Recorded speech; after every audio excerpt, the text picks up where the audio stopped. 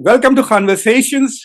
As you can see, I have with me the distinguished an officer and a gentleman, General Hasnain, who is a retired Lieutenant General from the Indian Army, who is now associated with the Vivekananda International Foundation in Delhi. It's a very prominent think tank that focuses on national security issues. He is also associated with the National Disaster Management in India. And until recently, you were also the Vice Chancellor of the Central University of Kashmir.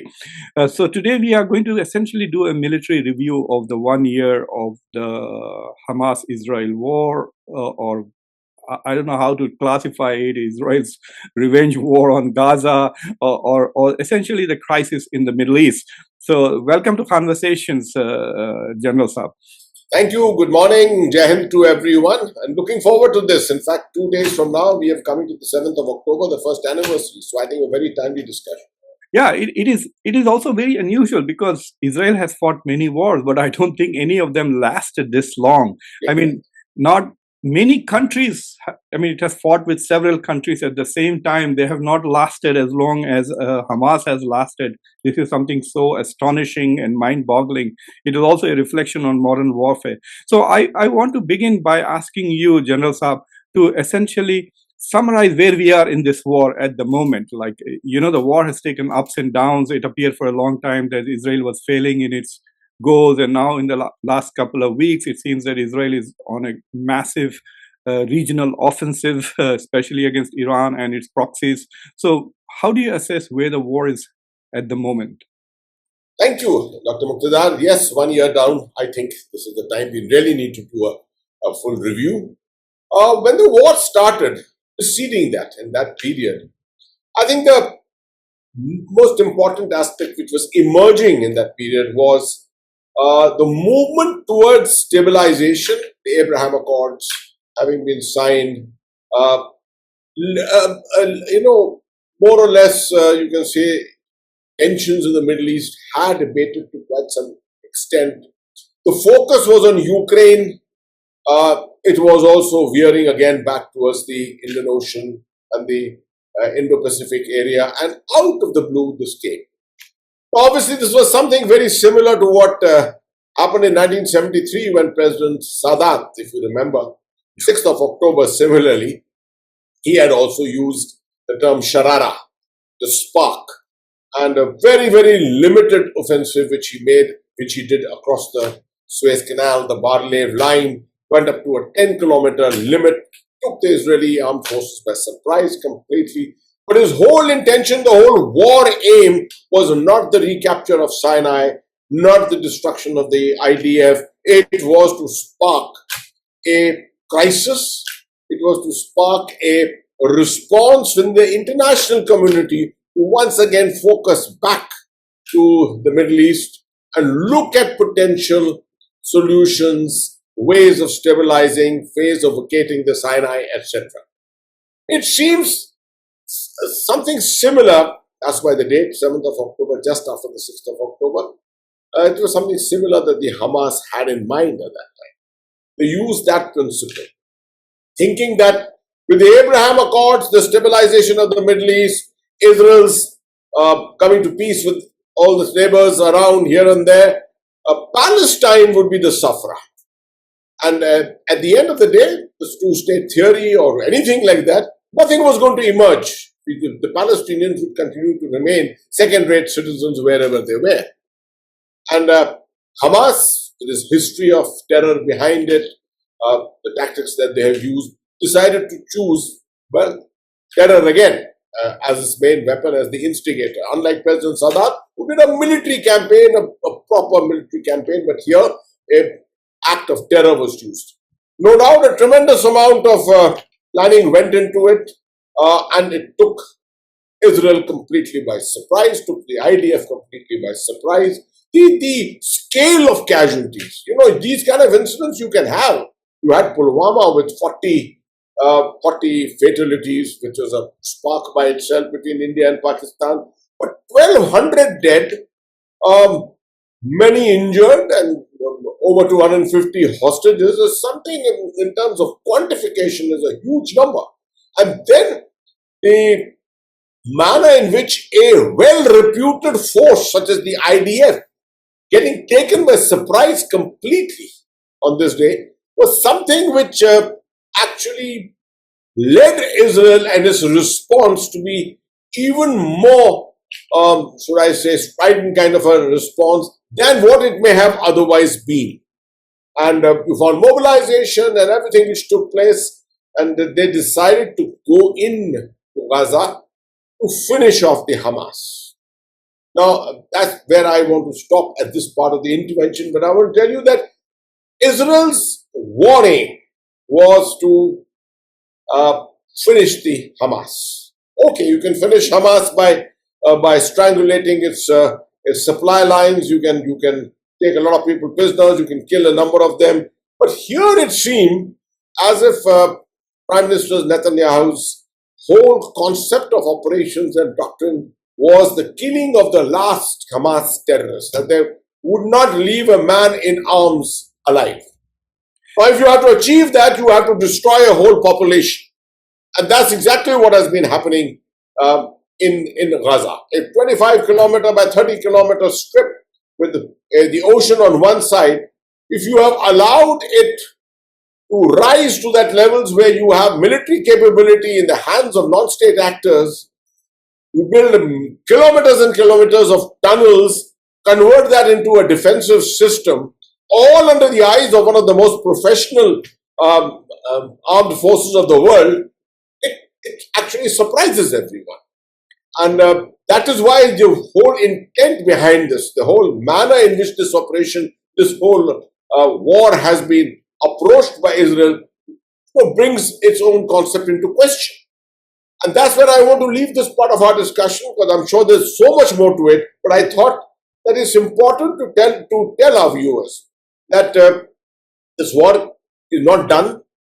You may find Hamas, the southern flank at the moment, Israel seems to have got the better of the Hamas, but obviously it's not finished yet.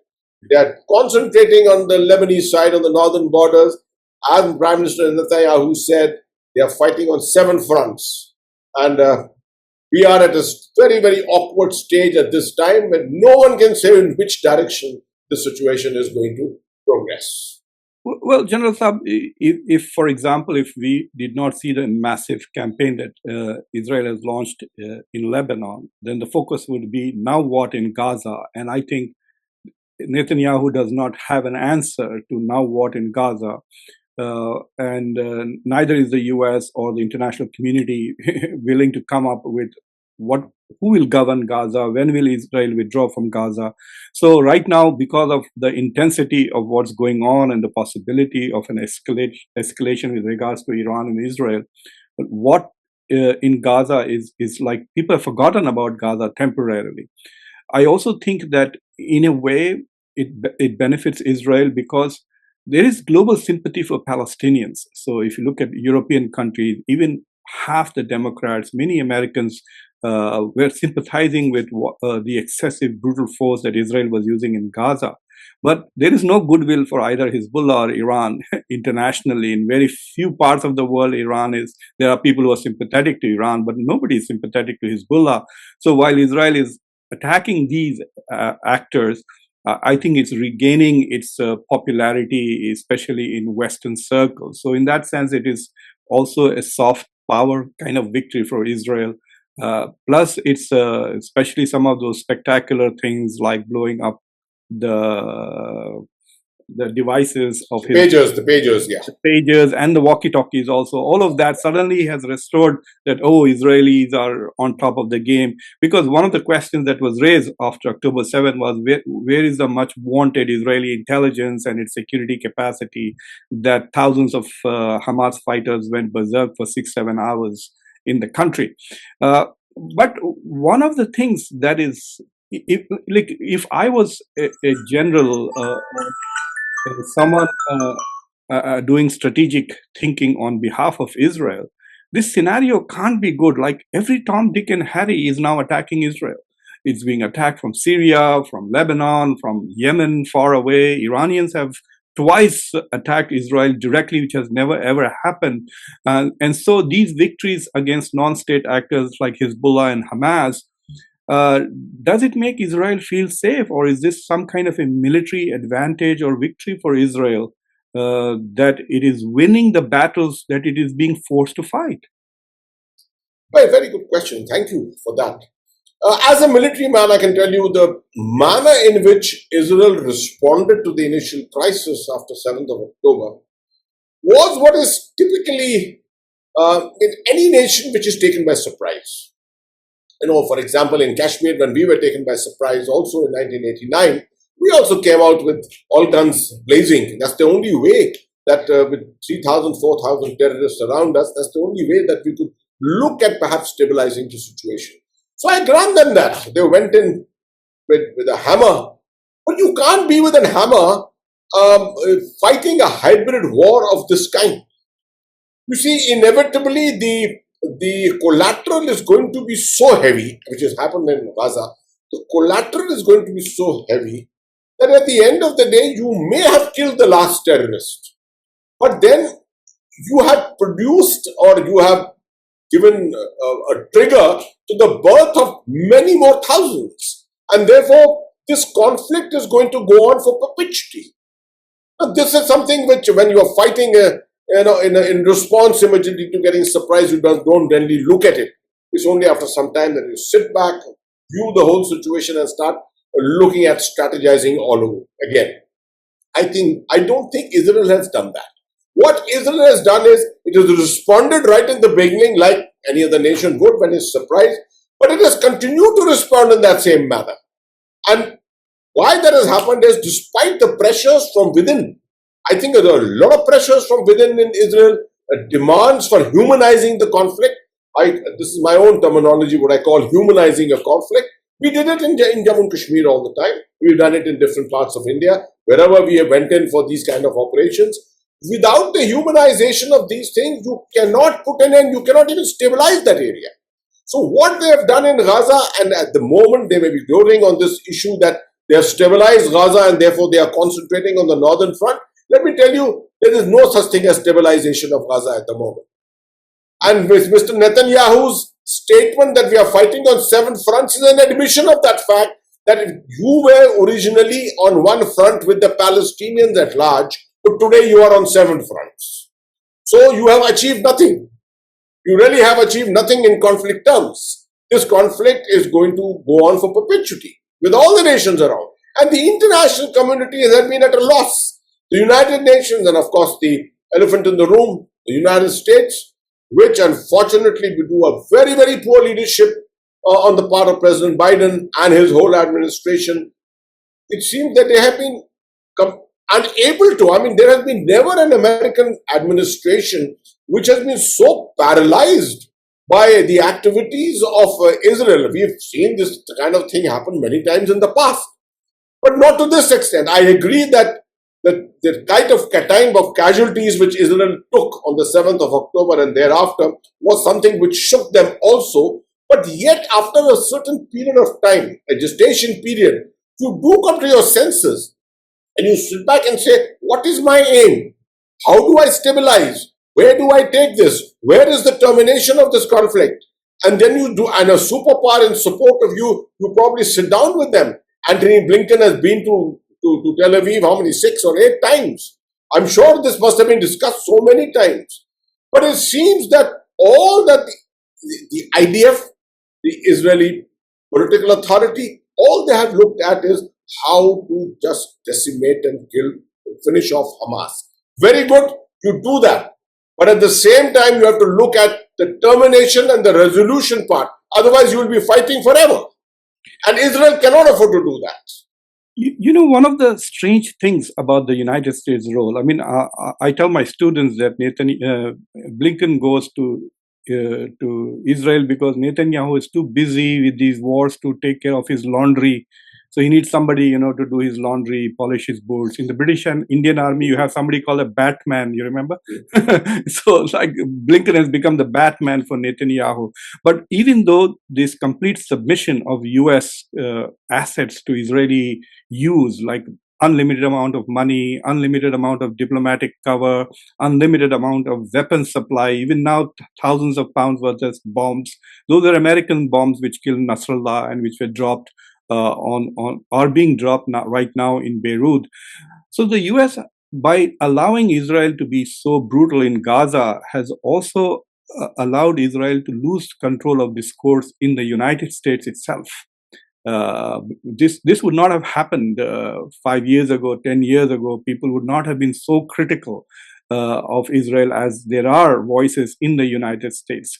So in that sense, there is a lot of strategic losses happening to Israel. But to me, one of the questions that also arises is, do you think that the United States, the US is actually at war? It is the US that is fighting the Houthis on a daily basis. It is the US which has nearly 80,000 troops in the Middle East right now. So the US has never been disengaged in the battle to protect Israel.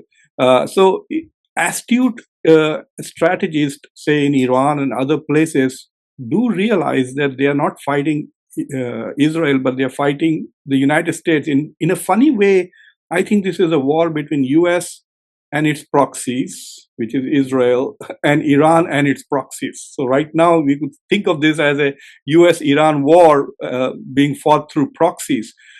But does this diminish US influence in the region globally because of the way it has acted in this particular crisis?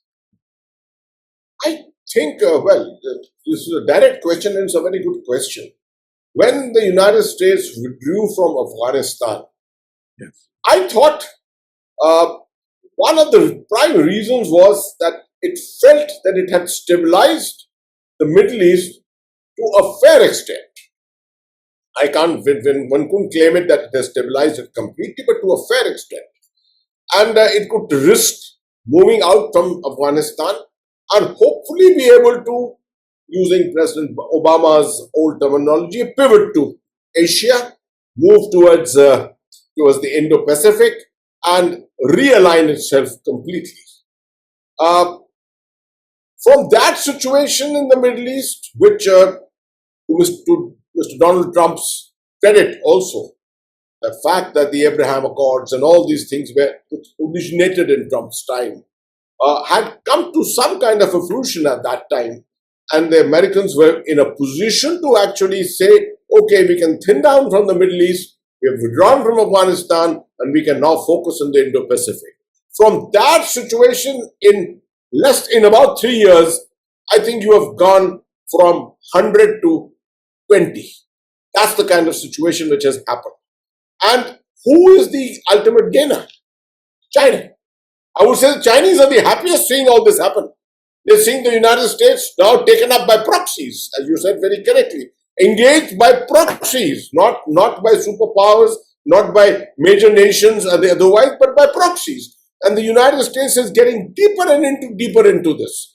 Firing off at the Houthis or training their guns on Iran now, or perhaps even on the Hezbollah at some stage. They will, whatever is happening at the moment, they are just fighting a tactical war to try and retrace and go back to some kind of a stabilization of the Middle East, which they had already achieved 3 years ago.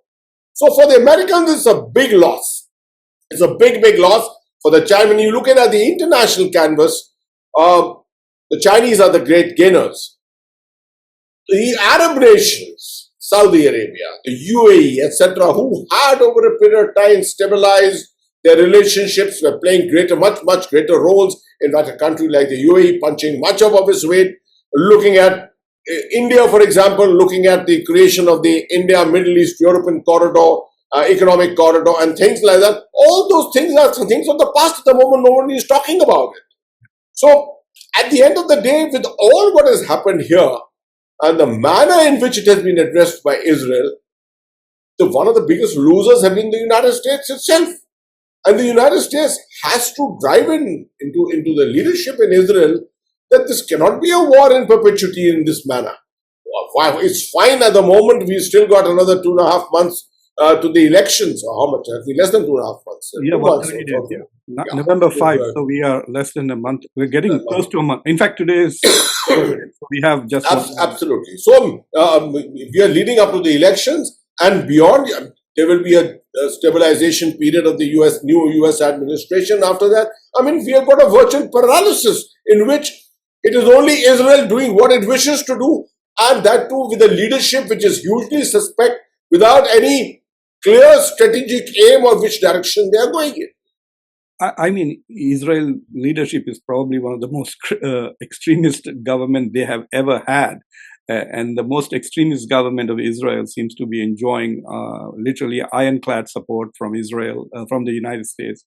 One thing that people in the US have not had this opportunity to reflect upon, because is actually even Biden is one of the casualties of this war. I mean, the ignominy and the humiliation that he had to experience to withdraw after winning the primaries. I mean, no US president has been so humiliated that his own party told him that you are a loser. We don't want you. Can you just back off? And that happened to Biden.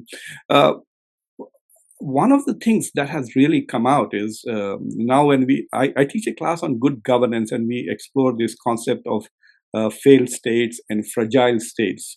And when it comes to the Arab world, I used to say with half humor that we need to talk about fragile and failed regions rather than just states. And the inability of the Arab world to have any impact. I mean, the only concrete thing that they seem to be doing in this whole conflict is when Jordan shoots down a few missiles that cross its airspace heading towards Israel.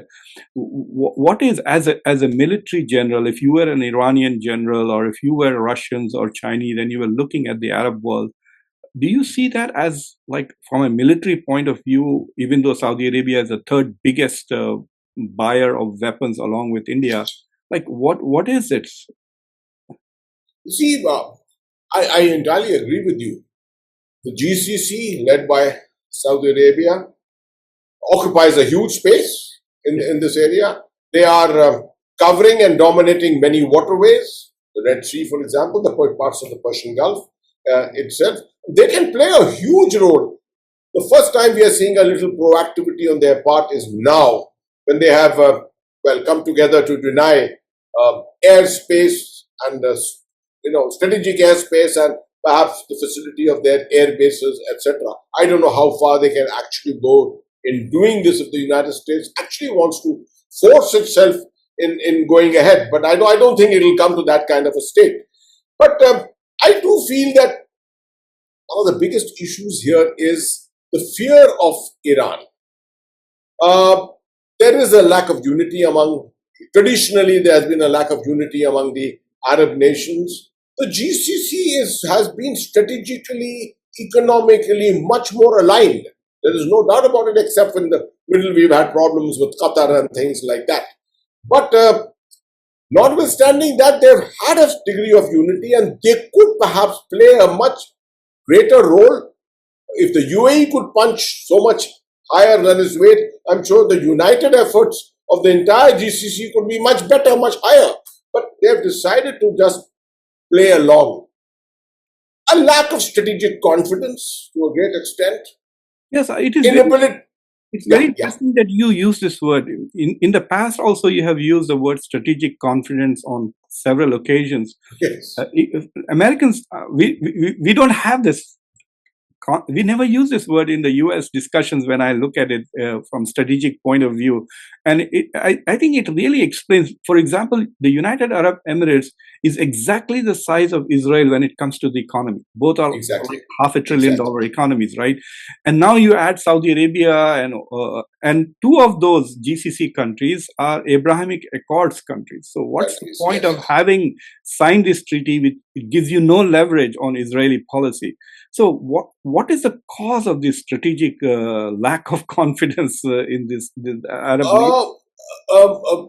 Yes, a very interesting question, because if you go back to 1973 and the rise of oil prices, power of oil, the power of energy in 1973 actually came out of the Yom Kippur War completely, and that is the time when the when the Arab world started, as using the same word again, punching so much higher than their weight. Yeah, yeah. But they haven't been able to take it beyond that somehow, despite the fact that some of them do have reasonably competent armed forces. Some of them are now experienced, having operated in Yemen and things like that. But when it comes to Iran, I think the looming presence of Iran somehow cows down the Arab confidence, sense of strategic confidence. None of them have actually been in war of that kind. Iran has fought a war, Iraq, for the better part of 10 years, and they exude a kind of a fervor, a passion, which seems to go across and sort of convey to the rest of the Arab world, portion of the Sunni Arab world, that Iran is up as a competitor, as a major competitor. This is an outcome of the 1979 revolution. Yeah. Till 1979, as you are aware, the Iranians and the Americans were the best of friends. But after 79, this so-called abstract part of Iran has always kept most of these GCC countries, etc., always in a sense of holding back. They've never been able to gauge Iran as such. And that is perhaps one of the reasons why, and Iran has been aggressive. Their doctrine has been war by proxy. Yeah. You've seen it. It's happened in northern Iraq. It's happened in Syria. It's happened in Lebanon. I mean, the entire Levant area has been Iran's area of influence. They have attacked. And if that can happen in the Levant, it can happen to any other parts of the GCC. Yeah. I once had dinner with the Saudi army staff. I was on the same table at an event here in Washington. So I asked him a question. I said, I may never get a chance to ask this question, so I'm going to ask you this. You've been so close allies of the US for 80 years, nearly or more. Why have you not used this proximity to the United States to become a nuclear power? And he was like shocked. He was like, his expression is what, I mean, every time I remember it, I feel like exploding with laughter. He was just shocked at the question. He kept quiet. He didn't answer. Then I realized that maybe he doesn't want to talk to me, or maybe because there were other people at the table, he didn't want to answer. But I think he was thinking of an answer. And then he said, I'm going to tell you something. When I was a captain in the 1960s or 70s in the army, he says, we had such bad walkie-talkies that I was on a vacation in the US, and we have some, Radio Shack was a store where he found some really good ones. And he took them for his personal use and then requisitioned the Saudi army to get those, especially in the desert. He said, if you get lost, we could die. We really needed good walkie-talkies. And he said, the American government said they are too advanced. Those are the ones we export to Israel. We can't give you the same technology. So he said a country that would not give us the best walkie-talkies, it will not allow us to become a nuclear power. So the reason why I'm thinking of this is I think MBS is restrained for the simple reason that he entertains this hope that the US will allow him to have a nuclear program with less scrutiny, and at some point that can be used as a balancer to the Iranian nuclear program, even though he keeps saying we want a peaceful nuclear program. You know, as a member of NPT, all countries are entitled to a peaceful program. So he doesn't need US permission. But this treaty obviously is designed for him to be able to have some kind of a nuclear program. So this hope that America will protect the Arab countries from Iran if Iran becomes aggressive is the reason why I think all the Arab countries are so quiet at the moment. Absolutely. I entirely agree with you. So, I entirely agree. So Khomeini's khutbah calling for an Islamic unity yesterday, do you think, I think Iran missed the chance when the Chinese brokered a deal with the Saudis to assure Saudi Arabia that you have no fear. I think it is like China, the more China threatens India, the more India comes into the US strategic sphere. The less India feels threatened by China, the more it will distance itself from the US. And I think that is the same for Saudi Arabia. The more it feels threatened by Iran, the more subservient it becomes to the US. And the less threatened it will feel from Iran, the more it will be willing to stand up to the US. And I think the timing of this war came at a time when the Saudis don't trust the Iranians at all, in spite of the fact that they now have diplomatic relations. Very interesting. Your analogy is very interesting. And I may just add only a line of thought to it to say that I don't think the United States has ever established that kind of a trust with any of the Arab countries with whom it can, sort of feel that it can give it the state-of-the-art military equipment, everything required, not something which is held back one generation or two generations behind. Yeah. And hope like hell that this will become a relationship in permanence, in perpetuity. They've had bad experiences, and secondly, the other very important aspect is oil and energy is no longer an important consideration in the minds of the United States. Earlier, we used to always look at the US commitment to oil and energy. Now, with shale gas and with its own oil industry, etc., the United States doesn't really have to bother about it.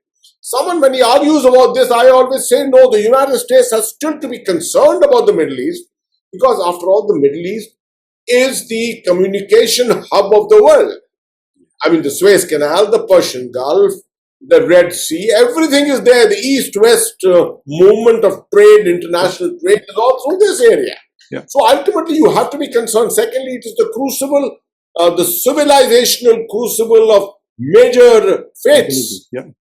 All these aspects, civilizational aspects, have always to be kept in mind. The Middle East is not something which can be just wished away.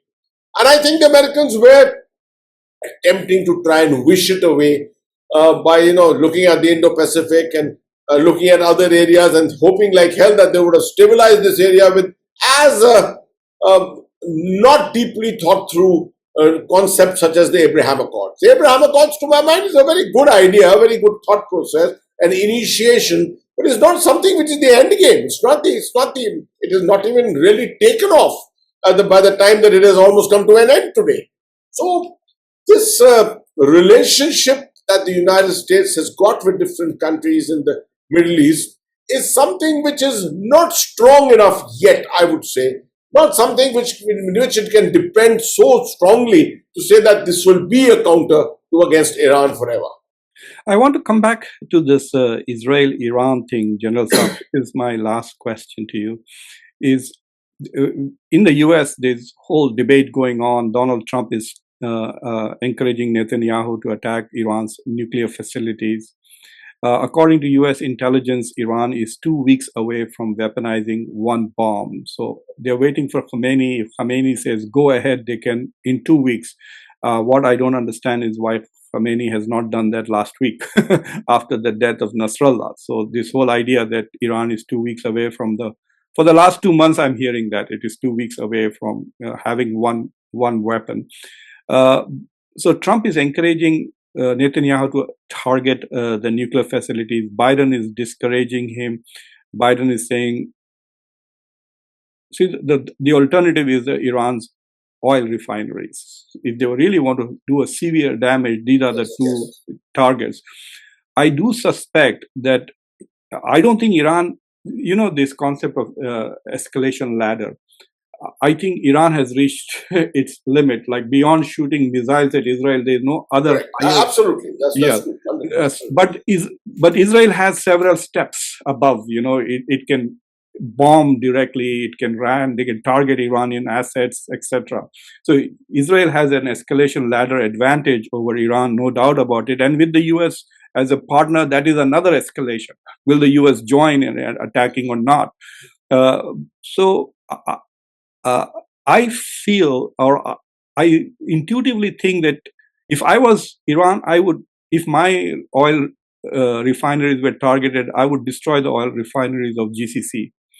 I would hit Bahrain, I would hit UAE, and maybe even Saudi Arabia, because they're not as protected. And the US may not protect. If you remember, during Trump's era, Saudi Arabia was attacked and the US did not retaliate, right? and that could be a disaster for the global economy. So how do you see this possible? I mean, difficult to predict, but how do you see this Iran's and Israeli tit for tat that's going on happening? Like This is virtually Armageddon. I would call it an Armageddon virtually. I mean, you've painted a scenario which is so dangerous that one can't even actually think about it at the moment. It is worse than a nuclear holocaust. Yeah. I mean, the world without energy. One can imagine what the world will be thereafter. So, maybe slightly far-fetched, but yes, it remains within the realm of possibility that if Iran's as a part of the escalation, the escalatory ladder, if the Iranian oil facilities are targeted, I'm not sure whether Iran would immediately go for that kind of a response, because there seems to be some kind of I won't call it a rapprochement, but there seems to be some kind of a movement towards a sense of unity among the from the Iran and the Arab countries. And I go back to your very good observation that the Chinese, who last year, I think it was in January, February, March of 2023, who had announced that they have actually brought about a deal between the Iranians and the Saudis, and they had actually reopened their embassies and things like that. That should have been taken much further, there's no doubt about it, but if nothing else, at least that step was taken. And the Iranians and the Saudis, I think, are talking a lot to each other at the moment, because they realize that if anyone has to suffer, they are the ones who will suffer the most, both the Saudis and the Iranians. The closing of the Persian Gulf, I mean, that's the end of the economies of these two countries, virtually. So I'm not sure whether Israel will take such an extreme step, but the manner in which Mr. Netanyahu has gone about over the last 1 year, carrying out the escalations, one is always skeptical about this. And since there is no influence on him as far as Mr. Biden is concerned, and the American elections are ensuring that overall the United States' role in this entire thing is highly suspect, this period from now till 4th or 5th of November, when the American elections take place, is a very dangerous period, and something in which I think the international community should think of it about itself, with the United Nations being declared persona non grata, or the Secretary General being declared persona non grata by Israel. I mean, that is the strangest thing which could have possibly happened. Yeah, because then the United Nations should actually be evicting Israel from the General Assembly itself, from the United Nations membership itself. I mean, that is the measure that the US is more powerful than the UN. This semester, General Saab, I'm teaching a PhD seminar and an undergraduate seminar on American foreign policy. And I jokingly, actually, whenever people ask me, what are you teaching? I say, I teach disaster management. And, and it really, but I use this metaphor for my undergraduates, the Russian doll that we have, a doll inside. Yeah, the ones that do each other. So if you take the innermost doll as Hezbollah and Houthi, then they are part of Iran. And then is Iran a proxy of China and Russia in this global geopolitical struggle? Do you see Iran as an independent, co-equal partner with China and Russia, or is Iran a kind of a proxy for these two powers to essentially destabilize the US-supported global order?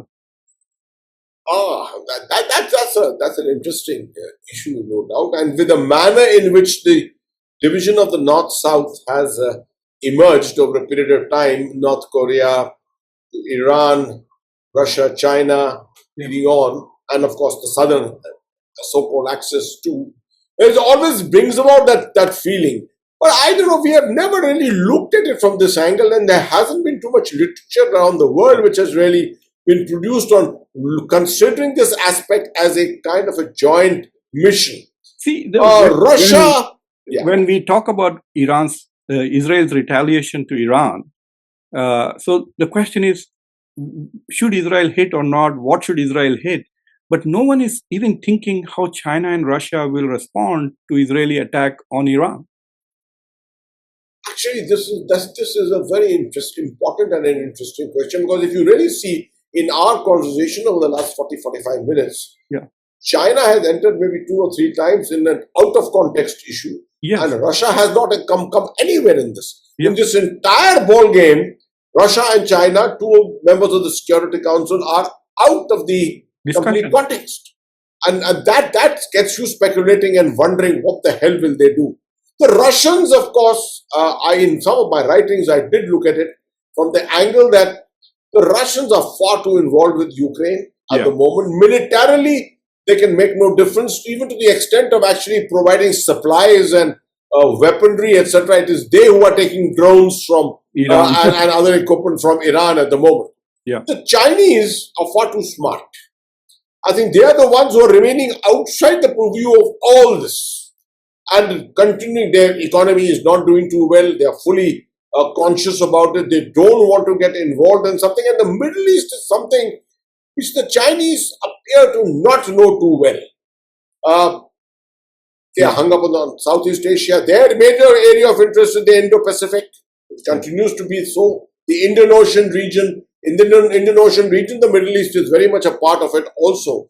But per se, handling the civilizational aspects from Middle East is something that the Chinese are not very adept at. And I think they like to remain outside it. They would be fearing that perhaps they would be left out completely. They have tried to take baby steps to get into it, bringing about this accord between Saudi Arabia and Iran and things like that. But frankly, beyond this, they have themselves realized that they don't have the capability to do too much. So it is the United States, just left to the United States and the other middle powers like the UK or France to actually dictate whatever has to happen here. See, if the Soviet Union was there, this would not have been the case. And it kind of still asserts that when it comes to military issues, this is still a unipolar world. There is no multipolar world in the military sense. If you recall, there was a moment when Houthis fired 2 missiles into Israel, which actually landed, and there was talk that they were hypersonic missiles. As far as I understand, right now, there are only 2 countries which effectively make hypersonic missiles, which is Russia and China. Iran doesn't make hypersonic. Even the US has, some of the tests that the US has conducted have failed on hypersonic missiles. So if Houthis had hypersonic missiles, where did they come from? See, internationally, of course, hypersonic missiles is not something which can out of the blue appear somewhere like that or just be smuggled in like this. Obviously, it has to be by design that someone has brought them there, trained people to use them, launch them, etc. It's a whole process. It's not something that can just be, it can't be done by rogue elements out of the blue like that. So you are absolutely 100% right. Therefore, I draw your attention to one aspect. If you remember in 2015 when ISIS was at its height, the Russians came in to protect their interests. In Syria. They sent in an element into Syria, the port of Latakia, and that famous air base, which is the unpronounceable name. Something called DAMMEM. I don't know, I can't exactly remember the name of that place ever. So they came in there, they brought in special forces too at that particular time. But and that is, it just goes to show that Russian interests are very deep in this area. They would not want any of their interests to be compromised. But today, to expect them to come to the aid of Iran in any way, it may be expecting a little too much, completely. There was a time when people used to call Saddam Hussein's army as a second Red Army or a miniature Red Army. General Saab, thank you very much for such a thoughtful and interesting and strategically enlightening discussion. I am deeply grateful to you for coming on the show, and every time you are here, I learn a lot. I also make it mandatory for my students to watch your shows, and they also enjoy it a lot. So thank you so much. Thank you so much. It's a pleasure actually for me, but it brings in a collection of thoughts put together. And I look at the Middle East I've only looked at the Middle East from 1967 onwards, right? And with a lot of interest. There's so many factors in the Middle East which you need to know to actually get some kind of a cogent picture. It's only discussing it with you and through your inputs that we managed to do that. Thank you so much for that. Thank you very much, sir.